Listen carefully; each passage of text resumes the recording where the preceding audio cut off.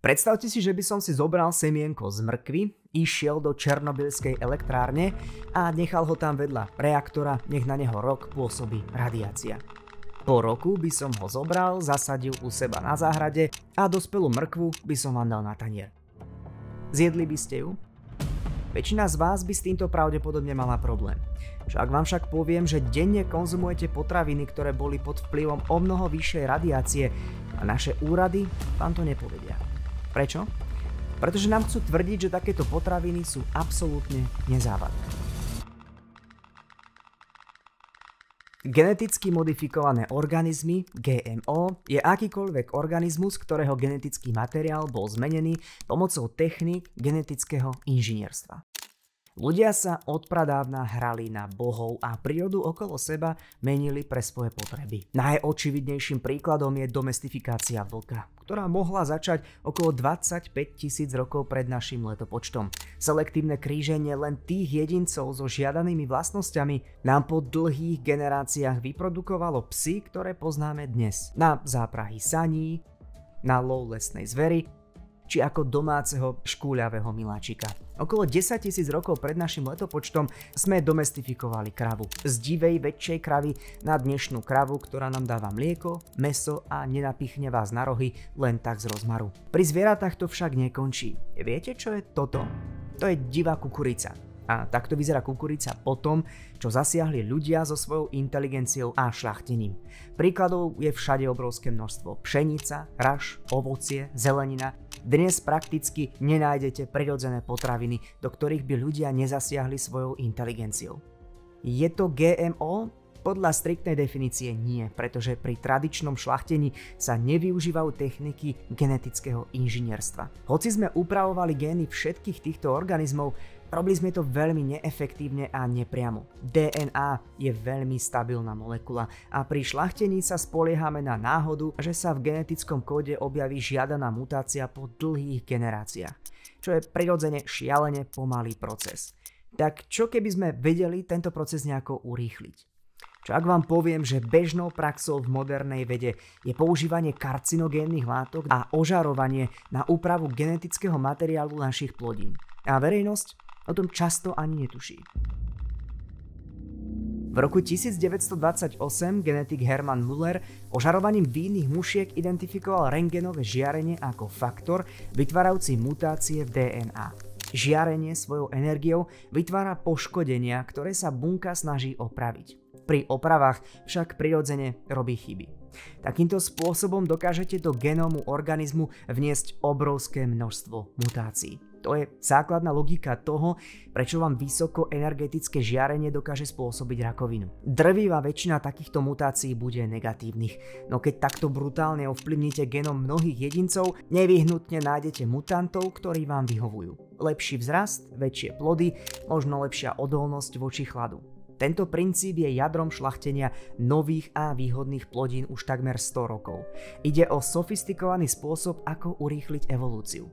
Do dnešného dátumu je v databáze mutantov zaregistrovaných cez 3000 rôznych plodín.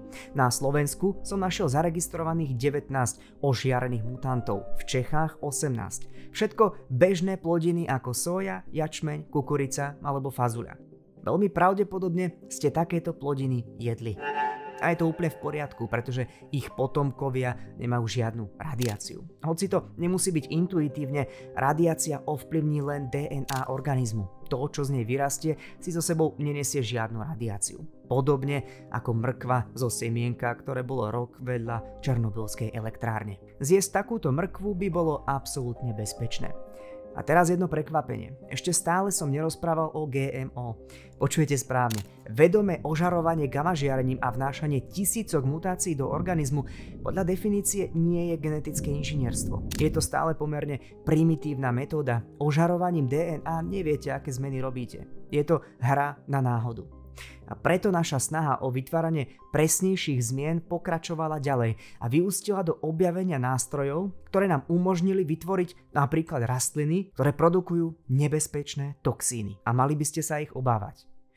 Pokiaľ ste hmyz.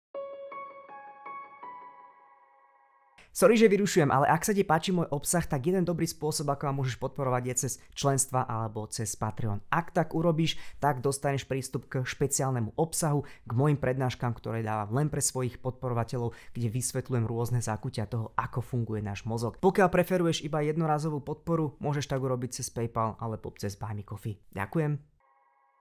Moderné GMO vzniklo v roku 1970 s objavom molekulárnych mašiniek, ktoré dokážu strihať DNA, tzv. Restrikčné enzymy. Tieto DNA nožnice, ktoré bežne fungujú ako súčasť imunitného systému baktérie voči vírusom, otvorili úplne nové možnosti dizajnovania organizmov. Genetický kód organizmu si môžete predstaviť ako zdrojový kód veľmi komplikovaného softvéru. Tento softvér obsahuje rôzne podprogramy, gény, ktoré po spustení vykonávajú príslušnú činnosť. Nájdete tam napríklad program kolagén, ktorý po spustení vytvorí bielkovinu kolagén, ktorá sa nachádza vo vašej koži. Takisto tam nájdete program myelín, ktorý vytvorí myelínovú izoláciu okolo vašich neurónov. Je tam všetko, čo tvorí vaše telo. Predstavte si, že by ste chceli vytvoriť geneticky modifikovanú baktériu, ktorá by vyrábala ľudský inzulín na liečbu diabetu. Logický zdrojový kód baktérie neobsahuje kód na ľudský inzulín, pretože obsahuje len bakteriálne gény. Ak však máte funkciu vystrihnúť a prilepiť, môžete ich použiť na vystrihnutie zdrojáku z ľudského softvéru a prilepiť ho do programu baktérie. Takáto baktéria bude následne vyrábať ľudský inzulín. Presne toto sa stalo v roku 1978, keď vedci nadizajnovali baktériu E. coli, aby vyrábala ľudský inzulín, tiež známy ako humulín. Pred týmto vynálezom sa na liečbu diabetu používal inzulín z kravy alebo prasaťa, ktoré ste museli zabíjať. Inzulínu nebolo tak veľa a liečba bola miestami aj nebezpečná kvôli alergickým reakciám. Vďaka GMO máme humánny spôsob, ako vyrábať bezpečný inzulín pre diabetikov. S pokrokmi technológií copy-paste sa s novými medicínskymi využitiami roztrhlo v rece. V roku 1982 výroba ľudského rastového faktoru. V roku 1985 výroba vakcíny proti hepatitíde. V roku 1987 výroba TPA na liečbu mŕtvice a infarktu. V roku 1990 výroba monoklonálnych protilátok na liečbu rakoviny. V roku 2006 výroba vakcíny na HPV vírus. Až po moderné genetické terapie rakoviny v roku 2017 či mRNA vakcíny proti COVID-19. Tieto pokroky zachránili miliardy životov po celom svete. Mimochodom, zrejme ste počuli o malom Ryškovi so svalovou atrofiou, ktorému sa na liečbu skladalo celé Slovensko. S podobnými prípadmi ste sa stretli aj vy, Česi. Príčinou ochorenia je chybný gén, ktorý spôsobuje degeneráciu svalov. Pacient umiera väčšinou do 3 rokov po narodení, väčšinou na udusenie. Liek funguje tak, že pacientovi vnesie do neurónov opravenú verziu chybného génu, čím mu zachráni život. Rovnaké nástroje, proti ktorým brojíme na pôde geneticky modifikovaných potravín. Geneticky modifikované potraviny majú podobnú logiku ako GMO v medicíne. Pomôcť ľudstvu. Potraviny geneticky upravujeme najmä, aby mali viacej živín, aby boli odolnejšie voči škodcom a aby odolávali nepriaznivým podmienkam klímy. Známym príkladom je BT kukurica. Táto kukurica vyzerá úplne normálne, no má v sebe gén z baktérie na produkciu toxínu, ktorý zabíja hmyz. Kukuricu preto nemusíte postrekovať syntetickými pesticídami, pretože kukurica dokáže hmyz zabíjať aj sama. A ako bonus, toxín je pre ľudí úplne bezpečný. S nasadením BT kukurice sa na takýchto kukuričných poliach vytratilo používanie syntetických postrekov proti hmyzu, ktoré by naopak pre ľudí mohli byť závadné. Ďalším príkladom sú tzv. Arktické jablká, ktoré neprodukujú enzym zodpovedný za typické zhnednutie dužiny po odkrojení. Jablko tak aj po dlhom čase ostáva rovnako príťažlivé, čo môže prispieť k zníženiu potravinového odpadu. No a zrejme najznámejším príkladom je tzv. Zlatá ryža. Čo sa deje? Nič nevidíte, pravda. Vedeli ste o tom, že ročne oslepne až 500 000 detí kvôli nedostatku vitamínu A v chudobných regiónoch sveta? Tento problém sa snaží vyriešiť geneticky modifikovaná ryža, ktorá má v sebe zabudovaný gén na výrobu beta-karoténu, prekurzoru vitamínu A. Zlatá ryža bola nadizajnovaná ešte v roku 1999, no majoritne kvôli byrokracii a odporu aktivistov z Greenpeace bola prvýkrát vysadená v reálnom svete na Filipínach až v roku 2022. V Európskej únii je situácia v porovnaní so svetom podobne absurdná. Kvôli striktným reguláciám u nás prakticky GMO s určením na konzumáciu pre ľudí až na malé výnimky nenájdete. Napríklad BT kukurica, ktorá v Spojených štátoch tvorí viac ako 90% všetkej kukurice, v Európe takmer absentuje. Jedine dve krajiny, kde je táto kukurica nasadená, je Portugalsko a Španielsko. Naše dve krajiny s vysádzaním tejto plodiny, ktorá znižuje používanie pesticídov, prestali v roku 2016. Odborníci však varujú, keď to takto bude pokračovať, európska ekonomika bude výrazne poškodená. Mnohí výrobcovia sa už ani neunúvajú ponúkať svoje geneticky modifikované plodiny na európsky trh. Šialená byrokracia by ich zrujnovala. Kvôli tomu v roku 2023 prichystala Európska komisia návrh na uvoľnenie legislatívy pre geneticky modifikované potraviny. V podstate to bol návrh, aby sa v niektorých prípadoch nevyžadovala striktná regulácia a potreba označovania geneticky modifikovaných potravín. No počkať, a to akože už nebudem vedieť, čo do seba dávam? Skurvená Európska únia, diktát z Bruselu. Ukludni sa, jeden príklad za všetky. Vedci z Veľkej Británie minulý rok nadizajnovali rajčiny, ktoré vyzerajú úplne rovnako ako všetky vaše bežné rajčiny, akurát obsahujú prekurzor vitamínu D3. 3 takéto rajčinky po ošetrení UV svetlom obsahujú rovnaké množstvo vitamínu D3 ako bežný tuniak z konzervy. Vo väčšine prípadov na vylepšenie rastliny nepotrebujete do organizmu vnášať cudzie gény. Stačí, ak upravíte tie, čo tam už sú.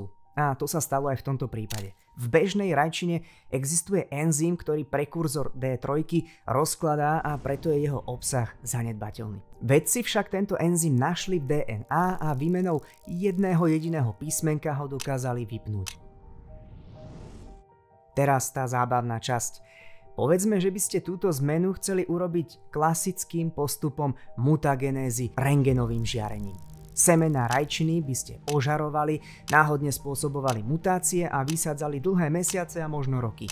Po veľmi dlhom čase konečne spôsobíte želanú mutáciu a dostanete rajčinu, ktorá produkuje prekurzor vitamínu D3. Podľa súčasnej legislatívy takáto rajčina s tisíckami neželaných mutácií nie je GMO a na trh sa môže uviesť pri splnení klasických pravidel. Druhý prípad s riadenou zmenou v jednom jedinom písmenku je GMO, ktorý sa na európsky trh nedostane, pretože jej občania dlhodobo broja proti GMO. Nejedná sa pritom o žiadny cudzorodý gén, ide o v zásade prirodzenú mutáciu, ku ktorej by mohlo dôjsť aj v prírode. Proti návrhu Európskej komisie brojila aj slovenská organizácia Slovensko bez GMO. Na ich stránkach nájdete také skvosty, že BT kukurica spôsobí explóziu vášho žalúdka, že baktérie vo vašich črevách budú vyrábať geneticky modifikované toxíny, že GMO spôsobujú rakovinu. Pozrite, geneticky modifikované potraviny majú aj svoje racionálne nedostatky, ku ktorým by mala prebiehať a prebieha odborná diskusia. Odborníci by mali skúmať a skúmajú hrozbu pre biodiverzitu, miešanie geneticky modifikovaných a geneticky nemodifikovaných organizmov a mnohé ďalšie racionálne obavy. Pôvodne som aj chcel tieto argumenty zahrnúť do tohto videa, lenže je to ako odborne diskutovať o dĺžke rezu či type šitia pri chirurgickom zákroku v návade, keď väčšina ľudí verí, že skalpel je čarodejnícky nástroj čiernej mágie. Na odbornú diskusiu sme skrátka nedospeli. Tu sú preto fakty na záver. Vedecká obec sa zhoduje na tom, že geneticky modifikované potraviny nepredstavujú vyššie riziko pre vaše zdravie ako hociaké iné potraviny.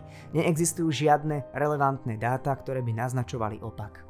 A priori brojenie proti GMO je brojenie proti vede. Tej istej vede, ktorá vás dovedla k tomu, že môžete pozerať napríklad toto video. Ja som Peťo a toto je BeVice. Priatelia, ďakujem, že ste vydržali až do konca videa. Ak sa vám páčilo, budem veľmi rád, ak ho budete zdieľať, aby sme tento podivný, iracionálny skepticizmus voči GMO trošičku v našej spoločnosti zmiernili. Ďakujem a vidíme sa na budúce.